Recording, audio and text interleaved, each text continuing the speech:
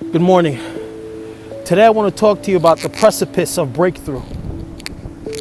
Now, if we look at breakthrough as being a cliff, we know that breakthrough is a situation where the enemy is going to try to oppose your faith and what you believe in God for by presenting the darkest hour, presenting the most daunting task, presenting what may seem like danger, presenting a journey that seems like it cannot end. And for those of us who've been waiting for our breakthrough, we know that this is the final hour. We know this is the moment that we've been waiting for, whatever it is. But we also know that the enemy is going to try to break your faith. See, it comes a time in every believer's life when there's that thing that you're waiting for that the enemy can't stop. So what he does is recruit you by presentation of facts that may not be true. Hear me now, when I say facts that may not be true, they contain elements of truth to make them seem like they're legitimate.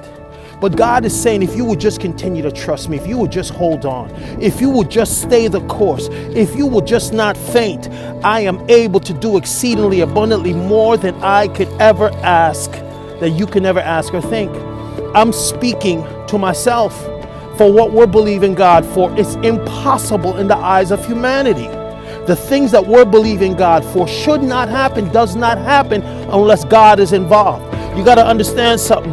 Nobody ever wants to be Lazarus. We run around and say we want to see the supernatural, but we never want to experience the situations where supernatural authority and power is required.